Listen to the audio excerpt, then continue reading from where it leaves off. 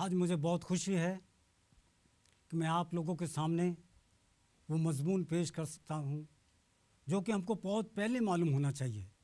मसीह लोगों को, हर एक इंसान को इस चीज़ के बारे में पूरी मालूम होना चाहिए कि हमारी बुनियादी जो तालीम है उसको ऐसा होना चाहिए, बहुत ही मज़बूत होना चाहिए। आज मुझे खुशी है कि मैं आप लोगों के सामने वो बुनियादी असूल जो कि हमारे तमाम मसीहों को मालूम होना चाहिए, वो आप लोगों के सामने पेश कर सकता हूँ। और ये एक ऐसी तालीम है जो कि हर एक मसीह को मालूम होना चाहिए, हर एक प्रीचर को मालूम होना चाहिए।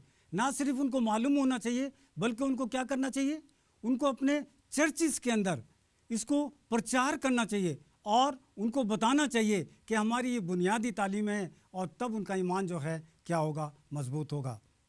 अगर हम पुराने अहदनामे में जाएं तो आपको मालूम है कि ये जो लफ्ज़ है पेंतिकोस्ट, पुराने अहदनामे में इसका जिक्र नहीं आता। 1500 साल तक लोग जो हैं वो इस बात के बारे में जानते नहीं थे कि ये जो पेंतिकोस्ट है ये भी कोई चीज़ है। मगर जब हम नए अहदनामे में आते हैं, अचानक से ये लफ्ज़ जो है वो नए अहदनामे में जो है वो आ जाता है पेंतिकोस्ट, और इसका जिक्र आया। मगर पहले 1500 सालों में कोई जिक्र नहीं, कोई नहीं जानता था कि पेंतिकोस्ट भी कोई चीज़ है। मगर यीशु मसीह के आसमान में जाने के 10 दिन बाद जो है ये इस दिन का जिक्र आया, और वहाँ पर लिखा हुआ है कि पेंतिकोस्ट का जिक्र जो है वो आया और वो तमाम के तमाम लोग वहाँ पर इकट्ठा थे। ऐसा क्यों है? लिखा है क्यों ये दिन 10 दिन के बाद जो है एक वहाँ पर फीस्ट ऑफ हार्वेस्ट जो है, जिसको कहते हैं फसलों की ईद शुरू होने वाली थी, और तमाम इलाके से लोग जो हैं वहाँ पर क्या हो रहे थे, इकट्ठा हो रहे थे।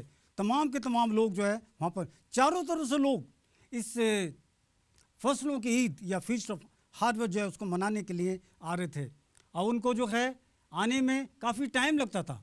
और वो यरूशलेम में एक जगह इकट्ठा होते थे, और इकट्ठा होने के बाद सब लोग इंतज़ार करते थे कि सब एक जगह इकट्ठा हो जाएं, और इस ईद के शुरू में हम लोग इस चीज़ को मनाने के जो है हम शुरू करेंगे। अगर हम देखें अमाल की किताब 2 बाब 1 का लिखा है, नए अहदनामे में लिखा है कि ईद पेंतिकोस्त का दिन आया तो एक जगह जमा हुए। ये लफ्ज़ जो है पेंतिकोस्त पुराने अहदनामे में नहीं है, मगर इसका जिक्र जो है कहाँ आता है, नए अहदनामे में इसका जिक्र आता है। ऐसा क्यों है? क्या वजह है कि 1500 साल तक लोग जो हैं इसके बारे में नहीं जानते थे। वो तो एक ईद मनाने आते थे, और वो ईद कौन सी होती थी? फसलों की ईद, यानी कि साल के आखिर में वो ईद को मनाया करते थे, और तमाम के तमाम लोग जो हैं एक जगह इकट्ठा होते। पुराने अहदनामे में इसको बोलते हैं फीस्ट ऑफ हार्वेस्ट, फसलों की ईद। नए अहदनामे में अगर इसको बोलें पेंतिकोस्ट, ये एक इस चीज़ को समझना हमें बहुत ज़रूरी है कि पेंतिकोस्ट का मतलब क्या है, क्योंकि ज़्यादातर लोग ये सोचते हैं कि पेंतिकोस्ट जो है कोई ऐसी चीज़ है जिसके ज़रिए से जो कोई नई चीज़ शुरू हुई, मगर ऐसा कोई नहीं है। अमाल की किताब 2 बाब उसकी 2 बाब में लिखा हुआ है, यकायक आसमान से एक ऐसी आवाज़ आई जैसे ज़ोर की आंधी का सन्नाटा हो जाता है, और उससे सारा घर गूंज उठा। आसमान की तरफ से क्या हुआ, एक आवाज़ आई। कौन सा दिन था वो? पेंतिकोस्त का दिन था। और वो कौन से थे? वो काई के लिए जमा हुए थे यहाँ पर, वो फसल की ईद के मनाने के लिए तमाम के तमाम लोग यहाँ पर इकट्ठा हुए थे। लिखा अचानक से जब वो एक जगह इकट्ठा हुए थे तो क्या हुआ, वहाँ पर उनको एक आवाज़ आई, और उस आवाज़ में लिखा है, और वो अचानक से ये आवाज़ आती है और तमाम के तमाम लोग क्या होते हैं, इकट्ठा होकर हैरान हो गए। वो जगह जहाँ पर बैठे थे वो जगह गूंज गई, यानी कि वो बिल्कुल ऐसी आवाज़ होने लगी कि उनको यही नहीं पता लगा कि हम कौन सी चीज़ जो है यहाँ पर आई है। लिखा है यहाँ पर ज़ोर की आंधी का सन्नाटा, और उससे सारा घर जहाँ वो बैठे थे गूंज गया। कभी आपने देखा जब हवा आती है ऐसे ज़ोर से आती गूंज की तरह, फिर उसके बाद ये वो गूंज की तरह निकल जाती है, और उसकी आवाज़ जो है वो अलग होती है। अगर हम देखें अमाल की किताब 2 बाब उसकी 3 आयत में, और उन्हें आग के शोलों की से भरती हुई, आग के शोलों की से फटती हुई ज़बानें दिखाई दी। आवाज़ आई, और आवाज़ में से क्या चीज़ आ रही है? वो आंधी की आवाज़ नहीं थी, वो ज़ोर की आवाज़ थी। और ज़ोर की आवाज़ जो है किस किस्म की थी? उसमें ज़बानें दिखाई दी। यानी कि एक ऐसी ज़ुबान जो कि उनको पता नहीं लगा कि कौन सी ज़बान है, और उनमें से आकर जो है हर एक आदमी के ऊपर ठहर जाती हैं। उस टाइम पर लोग जो हैं एक जगह इकट्ठा हैं, एक आंधी चलती है, आवाज़ आती है, और उस आवाज़ में से कहना चाहिए कि ऐसी आवाज़ है जैसे कि कोई आदमी ज़ुबान बोल रहा है, और वो ज़ुबानें जो थीं उन तमाम लोग जो वहाँ पर बैठे हुए थे तमाम के ऊपर आकर जो हैं वो ठहर जाती हैं। लिखा, और वो सब क्या हुआ, रूह कुदस से भर गए। तमाम के तमाम लोग जो वहाँ पर बैठे हुए थे वो रूह कुदस से भर गए। अजीज़ों, ये पहला टाइम है यीशु मसीह के आसमान में जाने के बाद, जबकि तमाम शागिर्द जो हैं वहाँ पर बैठे हैं, और तमाम के तमाम लोग जो कि चारों तरफ से आए थे क्या करने के लिए, फसल काटने की ईद बनाने के लिए आए। इससे पहले वो तमाम दुनिया के अंदर कहना चाहिए कि इतने सालों से हर साल वो यरूशलेम में आते थे, हर साल वो ईद मनाते थे, मगर ऐसा वाक़या उनके सामने कभी नहीं हुआ। और वो सब के सब एक जगह इकट्ठा हुए, और जब वो इकट्ठा थे तो खुदावंद की पाक रूह, वो रूह जो कि रूह कुदस थी, वो उन पर नाजिल हुई। और जब वो रूह उन पर नाजिल हुई, क्या हुआ कि वो उनको ताकत मिली, उनको वो ताकत मिली कि वो गैर ज़ुबानें बोलने लगे। इससे पहले वो आते थे यरूशलेम में, मगर कभी भी उन्होंने ऐसा वाक़या नहीं देखा जो कि इस वक्त जो है उन्होंने देखा। और ये लोग जो वहाँ पर आए थे, क्या था, हर कौम, हर कबीले, हर ज़ुबान जो आसमान के नीचे बोली जाती है वो वहाँ पर मौजूद थे। तमाम के तमाम, वो सिर्फ यही नहीं थे कि यहूदी लोग थे, मगर हर किस्म के लोग वहाँ पर आया करते थे। हर किस्म के लोग जो हैं वो आकर वहाँ पर इकट्ठा होते थे। और जब उन्होंने देखा कि ये आवाज़ जो है वहाँ पर आई, तमाम के लोग हैरान हो गए। ये तो एक अजीब चीज़ है जो आज वो देख रहे थे। इससे पहले ये वाक़या जो है कभी नहीं हुआ। एमाल की किताब 2 बाब 6 आयत में लिखा, जब ये आवाज़ आई तो भीड़ लग गई, और वो तमाम के तमाम हैरान हो गए, और वो सोचने लगे कि ये कौन सी आवाज़ है जो है। और एक यहाँ पर लिखा हुआ है, वो दंग हो गए, और उनको एक बात ऐसी सुनाई दी कि वो क्या हो रहा है, वो कुछ बोल रहे हैं। तमाम के तमाम लोग कुछ बोल रहे हैं, और वो जब बोल रहे हैं तो उनके लिए एक अजीब लग रहा था कि ये क्या चीज़ बोल रहे हैं, कौन सी चीज़ वो बोल रहे हैं। और उनको ऐसा नज़र आया कि जब वो ये शागिर्द लोग बोल रहे थे तो उनको ये नज़र आया कि ये तमाम के तमाम जो हैं क्या कर रहे हैं, एक ऐसी बोली बोल रहे हैं जो कि हमको समझ आ रही है। इससे पहले ये वाक़या कभी नहीं हुआ, कभी भी उनकी ज़िंदगी में ये चीज़ ऐसी वाक़या नहीं हुई थी, ना उन्होंने कभी सोचा था कि ये चीज़ हो सकती है।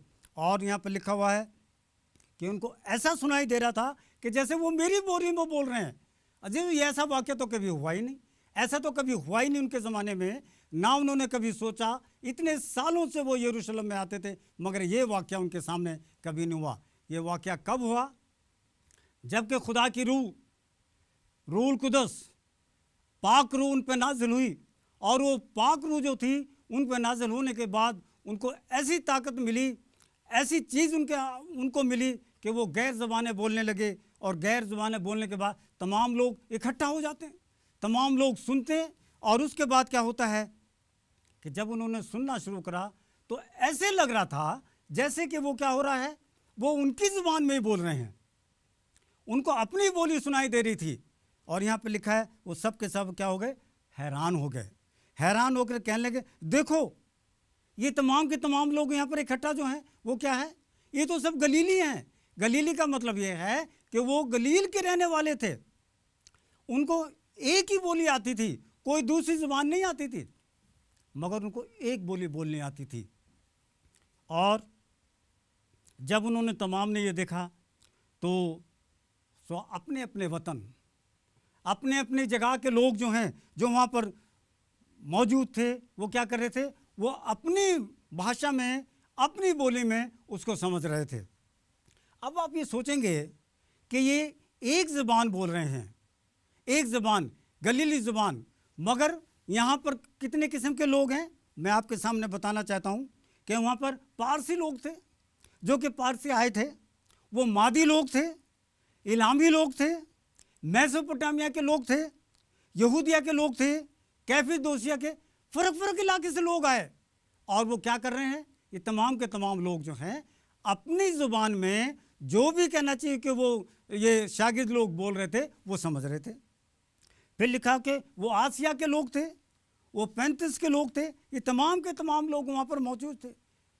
और परगिया के लोग थे, मिस्र के दो लोग थे और हर इलाके के रहने वाले लोग जो हैं वो यहाँ पर मौजूद थे।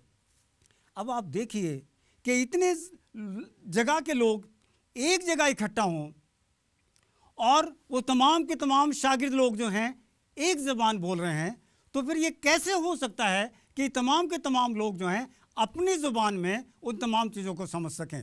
अजीज़ों, वहाँ पर कुछ लोग ऐसे भी थे जो कि करंथिस से आए थे, कुछ लोग ऐसे थे जो कि अरब से आए थे, फ़र्क फ़र्क जगहों से वो आए थे और आने के बाद जो हैं वो एक जगह इकट्ठा हुए और उन्होंने, अगर आप 11वीं आयत में देखें यहाँ पर लिखा हुआ है, मगर अपने अपनी ज़ुबान में उनसे खुदा की सबसे बड़े बड़े कामों का बयान सुनते थे।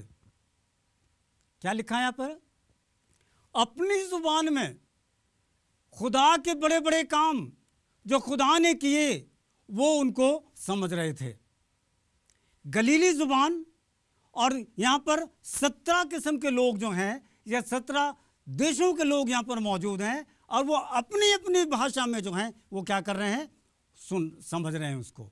ये एक अजीब बात थी। ऐसा वाक़या कभी नहीं हुआ ज़िंदगी में, कभी उन्होंने इस वाक्य को नहीं देखा था कि ऐसी कुछ। तो लिखा वो सब हैरान हो गए और हैरान होकर वो घबरा भी गए और एक दूसरे से कहने लगे कि ये क्या हुआ, ऐसा वाक़या क्या है? ऐसा वाक़या तो हमने कभी सुना ही नहीं, हमने कभी देखा भी नहीं, ना हमने कानों से सुना ना हमने कभी देखा है। और तमाम के तमाम लोग क्या हो गए, हैरान हो गए और हैरान होकर वो कहने लगे कि ये ऐसा वाक़या जो कि आज हुआ है वो हमारे आसमान के नीचे, आसमान के तले ऐसा कभी नहीं हुआ कि एक ज़बान बोली जाए। और तमाम के तमाम लोग जो कि फ़र्क फ़र्क ज़बान के लोग वहाँ पर मौजूद हैं वो उसको समझने लगे। अजीज़ों, ये तभी हो सकता है जब कि खुदा की पाक रूह किसी के दिल पे काम करती है, वो एक ज़बान बोलता है। अगर वहाँ 10 किस्म के ज़ुबान के लोग बैठे हैं, 15 किस्म के बैठे हैं, 18 किस्म के बैठे हैं, वो उसको समझें। ये तभी हो सकता है कि खुदा की पाक रूह जो है वो उनको समझाए। यहाँ पर क्या है लिखा है, खुदाम यीशु मसीह को आसमान में जाने के बाद, जब यीशु मसीह आसमान पर चले गए, 40 दिन तो इस दुनिया में मौजूद थे, मगर वो 40वें दिन आसमान पर चले गए और जाने के बाद खुदाम यीशु मसीह ने कहा था कि तुम एक जगह क्या होना, इकट्ठे रहना, और इकट्ठा रहने के बाद तुम दुआ करते रहना। और वो सब के सब एक जगह जो है वो दुआ कर रहे थे। जब सब के सब लोग दुआ कर रहे थे, इससे पहले ऐसा शागिर्दों ने नहीं किया। ये पहली बार ऐसा हुआ कि तमाम के तमाम लोग जो हैं वो दुआ कर रहे थे और जब वो दुआ में मशगूल थे, इकट्ठा थे, एकदम 10वें दिन खुदावंद ने अपनी पाक रूह जो है उन पर नाजिल की। अजीज़ों, ये जो वाक़या जो मैं आप लोगों के सामने बता रहा हूँ ये बहुत ही ज़रूरी है। हमको पहले तो हमको ये मालूम होना चाहिए कि यीशु मसीह को जो है वो सलीब जो दिया गया था वो तारीख़ हमको मालूम होना चाहिए। दूसरी चीज़ हमको ये मालूम होना चाहिए कि यीशु मसीह कौन सी तारीख़ को ज़िंदा हुए। फिर उसके बाद हमको ये मालूम होना चाहिए कि ये जो पेंतीकोस्त का दिन है ये यीशु मसीह के आसमान में जाने के बाद कितने दिन के बाद, 50 दिन, यानी 40 दिन तो यीशु मसीह वहाँ पर थे, मगर 50वें दिन जो है ये खुदा की रूह जो है उन पर नाजिल हुई। ये तो यहाँ पर जो मौजूद थे वो सिर्फ किस लिए आए थे, फसल काटने की ईद को समझने के लिए, मानने के लिए आए थे, मगर यहाँ पर उनके लिए जो है एक और नई चीज़ जो है वो पैदा हो जाती है। देखिए, उस ज़माने में कई किस्म की ईदें मनाई जाती थी। पहली ईद जो होती थी feast of pass over, Eid फसा। ईद फसा की ईद जो शुरू हुई ये कब शुरू होती है, ये तब शुरू होती है जबकि खुदा के लोग जो कहाँ से निकल कर आए, मुल्क मिस्र से निकल कर आए, और वो हर साल पहले महीने की 14 तारीख को ये ईद फसा मनाते थे। अजीज़ों, ये बहुत ख़ास ईद थी जो कि मनाई जाती थी। ये वो ईद थी जिसको कि ये 1500 साल तक मनाते रहे, तमाम के तमाम लोग जो हैं उसको मनाते रहे। फिर दूसरी ईद जो थी मनाई जाती थी वो खैमों की ईद होती थी। खैमों की ईद का मतलब यह है कि कुछ खैमे वो बनाते थे और ईद जो है उसकी वो मनाया करते थे। फिर जो तीसरी ईद जो मनाते थे, जो तीसरी ईद मनाते थे उसको बोलते हैं फीस्ट ऑफ हार्वेस्ट। ये ईद, ये 3 ईद जो जिनका जिक्र आया है, ये तो पुराने अहदनामे में उनका जिक्र आया है। ये नए अहदनामे में इसका जिक्र जो है वो फ़र्क तरीके से आया। नए अहदनामे में जो कि जो ईद है वो क्या है, बजाय इसके कि वो फीस्ट ऑफ हार्वेस्ट मनाए, फसलों की ईद मनाए, तो उनको नई चीज़ पैदा हुई, पेंटिकॉस्ट। अब ये पेंटिकॉस्ट जो है ये कहाँ से पैदा हो गया? अजीज़, वो बहुत सिंपल सी बात है। हम अपनी ज़ुबान में, जो कि हमारी ज़ुबान, हम बोलते हैं जैसे कि 10, 20, 30, 40, 50। तो ये जो ग्रीक ज़ुबान है, पेंटिकॉस्ट जो है वो बजाय 50 कहने के पेंटिकॉस्ट उसका नंबर दिया गया है। सो यहाँ से जो है ये पेंटिकॉस्ट का दिन यहाँ पर आया। इसका ये मतलब नहीं है कि ये कोई ख़ास चीज़ थी, ये तो सिंपल सी बात थी। समझने वाली बात है ये कि इन लोगों के लिए क्या है कि वो ईद जो है वो मनाई गई, वो 50वें दिन बनाई गई, और 50वां दिन को क्या बोलते थे? ईद पेंटिकॉस्ट। देखिए, मैं आप लोगों को अब तक ये पूरे समझाने की कोशिश कर रहा हूँ, ये है मेरे जो ख़ास मतलब है आपको समझाने के लिए अजीज़ों, वो ये है कि यीशु मसीह जो है, जो कि हमारा ख़ास निजात देने वाला है, उसको जो सलीब दिया गया था वो कौन सी तारीख को दिया गया? पहले महीने की 14 तारीख, और दिन के मुताबिक नहीं, तारीख के मुताबिक उनको दिया गया। फिर उनके जी उठने की तारीख, ये हमको मालूम होना चाहिए। जब यीशु मसीह जो है उनको सलीब दिया गया, ये तारीख जो है पूरी हो जाती है। फिर उसके बाद जब यीशु मसीह ज़िंदा हो गए, 16 तारीख जो है वो ख़त्म हो जाती है। फिर उसके बाद जब यीशु मसीह आसमान पे चले गए 40वें दिन, और 50वें दिन जब रूह कुदूस जो है अपने शागिर्दों पर नाजिल हुआ, तो ये जो फीस्ट ऑफ हार्वेस्ट जो है वो भी ख़त्म हो गई।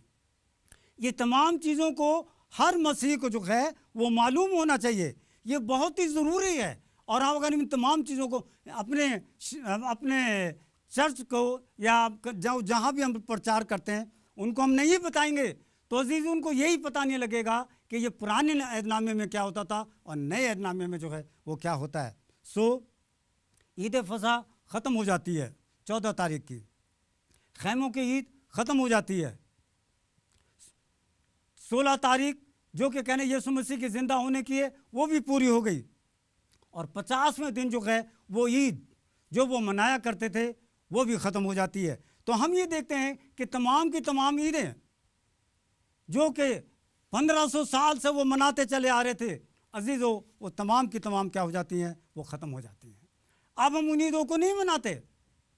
अब खुदा की पाक रूह जो कि हमको मिली है, हम उसके मुताबिक जो है उस सच्चाई को जो कि खुदा ने हमको दी है, उस सच्चाई को मानना जो है वो बहुत ही ज़रूरी है। और लिखा है यहाँ पर नए अहदनामे में जिक्र आया, मरकुस की किताब 14 बाब लिखा है, 2 दिन बाद फसह ईद फतीर होने वाली थी। 2 दिन बाद, इसका मतलब है यीशु मसीह के सलीब पे दे जाने से पहले 2 दिन बाद जो ईद फसह होने वाली थी, तो सरदार काहिन, फ़कीह, फरीसी क्या कर रहे थे? वो यीशु मसीह को ढूंढ रहे थे ताकि उनको ढूंढ के क्या करें? हम कत्ल करें। अजीज़ों, ये उनके लिए एक बहुत ही एक ऐसी चीज़ थी जो कि वो एक इंसान को ढूंढ रहे थे, वो था यीशु मसीह, ताकि वो उसको जो है कत्ल करें। अगर हम मरकुस 14 बाब 12 आयत में लेके, ईद फतीर से पहले यानी फसह से 2 दिन पहले जो है वो ढूंढ रहे थे कि यीशु मसीह जो है वो कहाँ पर है। 12 तारीख को एक तरफ तो वो फसह की तैयारी कर रहे हैं, दूसरी तरफ वो यीशु मसीह को ढूंढ रहे हैं, और यीशु मसीह को वो यही चाहते थे कि उसको हम कत्ल कर दें, उसको हम स्टोन कर दें, उसको हम पत्थर से जो है उसको मार दें। ये याद रखिए, ये 2 चीज़ें हैं।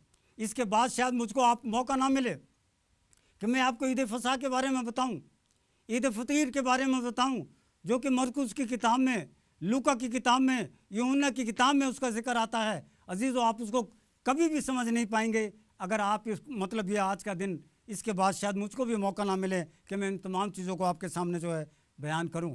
सो ये आप याद रखिए, ईद फसह ईद फतीर एक ही है। 14 तारीख जो है ईद फसह मनाई जाती थी। 16 तारीख यीशु मसीह जो है वो ज़िंदा हुए, और ज़िंदा होने के बाद क्या है कि वो कब तक इस दुनिया में रहे, वो तकरीबन जो है 40 दिन जो है इस दुनिया में मौजूद रहे, और 40 दिन के बाद जो है वो आसमान पर चले जाते हैं। साइलेंट, कोई वाक़या नहीं हुआ। तमाम के तमाम शागिर्द जो हैं एक जगह मौजूद हैं, और एक जगह मौजूद होने के बाद वो सिर्फ एक ही चीज़ की इंतज़ारी कर रहे थे, और ये थी कि कौन सी चीज़ ऐसी है जो हमको मिलने वाली है। खुदा ने, यीशु मसीह ने उनसे कहा था कि जब तुम जाओगे तो तुमको क्या मिलेगा, एक ताकत तुम्हें मिलेगी, और वो ताकत जो है खुदा ने उनको दी। लिखा है पहले महीने की 14 तारीख को याद रखना है, पहले महीने की 16 तारीख को याद रखना बहुत ही ज़रूरी है। फिर उसके बाद ये दो तारीखें हैं, इसके अंदर ही पूरी सच्चाई है। इन 2 तारीख के अंदर ही पूरी सच्चाई है, क्योंकि तमाम दुनिया के लोग क्या कर रहे हैं, वो दिनों को मान रहे हैं। अजीज़ों, अगर वो 14 तारीख को और वो 16 तारीख को समझ लें तो हमको एक अच्छा दिन मिल जाएगा कि इबादत का दिन जो है वो कौन सा है। आपको मालूम होना चाहिए कि ये तमाम के तमाम लोग यीशु मसीह को पकड़ के क्या ले गए, अदालत के लिए ले गए। उन्होंने अदालत की, मगर अदालत में उन्होंने देखा कि वो यीशु मसीह को मार नहीं सकते थे, यीशु मसीह को कुछ नुकसान नहीं पहुंचा सकते थे। तो उन्होंने क्या करा, उन्होंने ये फैसला किया कि हम लोग क्या करते हैं, हम यीशु मसीह को जो हैं किसके हवाले कर देते हैं, रोमी हुकूमत के हवाले कर देते हैं। और उन्होंने क्या किया, यीशु मसीह को जो है वो रोमी हुकूमत के हवाले कर दिया। अजीज़ों, अब तक यीशु मसीह जो है वो यहूदियों के बीच में काम करते थे। उन्होंने यहूदियों के बीच में सारे मौजे किए, यहूदियों के बीच में उन्हें सारे काम अच्छे किए, मगर वो यहूदी लोग जिनके बीच में जो ये सारा काम किया गया, क्या होता है, उन्होंने यीशु मसीह का इनकार कर दिया। और इनकार करने के बाद वो यीशु मसीह को जो उनका मुक्तिदाता था उसको पिलातूस के हवाले कर देते हैं। अजीज़ों, जब पिलातूस के हवाले किया गया, पिलातूस ने उसको पूरी तरीके से जांचा और उसकी पूरी पहचान की, तय तक गया। कोई गलती यीशु मसीह के अंदर नहीं मिली, एक भी गलती ऐसी नहीं थी कि वो यीशु मसीह के अंदर से वो निकाल सके। उन्होंने यहूदियों से कहा कि मैंने कोई भी गलती जो है इस इंसान के अंदर नहीं देखी, अगर तुम कहो तो मैं इसको छोड़ देता हूँ। मगर तमाम के तमाम यहूदी क्या करने लगे, उन्होंने अर्ज़ की यीशु मसीह को जो है वो क्या दिया जाए, सलीब दी जाए, उसको जो है सलीब देनी चाहिए। उसने कहा कि देखो ईद फसह आने वाली है, 14 तारीख आने वाली है, और इस 14 तारीख के दिन क्या होता है, मैं एक कैदी को जो है वो तुम्हारे लिए क्या करूँगा, फ्री कर दूँगा, आज़ाद कर दूँगा।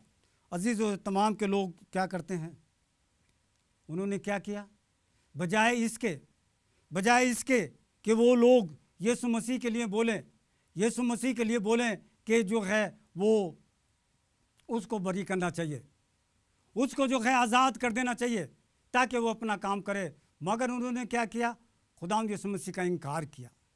और खुदावंद यीशु मसीह के इनकार करने के बाद कि नहीं, इस यीशु मसीह को जो है इसको सलीब दे देनी चाहिए, इसको पथराव कर देना चाहिए, मगर हमारी खातिर क्या करना है, तुमने किसको छोड़ना है, वो किसी और कैदी को जो है वो छोड़ना है। अब वो तारीख आ गई, वो वक्त आ गया कि यीशु मसीह को सलीब दिया जाए। वो तारीख पहले महीने की 14 तारीख थी, और वो 14 तारीख के लिए तमाम के तमाम लोग क्या कर रहे थे, यरूशलेम के अंदर इकट्ठा हो रहे थे। और वो किस लिए इकट्ठा हो रहे थे कि ईद फसह मनाएं। सब लोग अपने अपने बकरे लेके आ रहे थे, सब लोग अपनी कुर्बानी के लिए अलग अलग जानवर लेके आ रहे थे। मगर यहाँ पर क्या हुआ कि दूसरा फैसला हो रहा था, उधर कुर्बानी की तैयारी हो रही थी, और पिलातूस जो है और ये यहूदी लोग उस बड़े हॉल में खड़े होकर जो हैं एक और ही फैसला ले रहे थे, और वो फैसला ये था कि यीशु मसीह को क्या करना चाहिए, सलीब देनी चाहिए।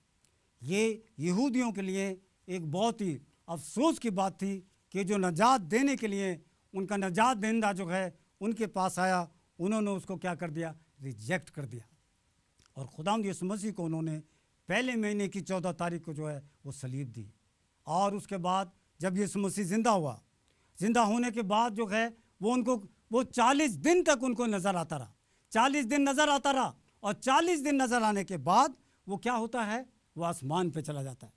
और जितने काम उसने किए, इन अपने शागिर्दों को बताता रहा कि मैंने जो काम तुम्हें किए हैं, तुमने तमाम दुनिया के सामने जाके जो है इनको बयान करना है। मगर वो बयान नहीं कर सकते थे, क्योंकि उनके पास कोई ताकत नहीं थी, और वो ताकत उनको हासिल होनी चाहिए थी। और जब तक वो ताकत उनको ना मिल जाए, तब तक वो खुदा का काम जो है नहीं कर सकते थे। अजीज़ों, याद रखिए, ये 3 तारीख जो हैं, ये जो 3 तारीख हैं, इनको आपने याद रखना है। पहली, यीशु मसीह के सलीब पे दिए जाने की तारीख, पहले महीने की 14 तारीख।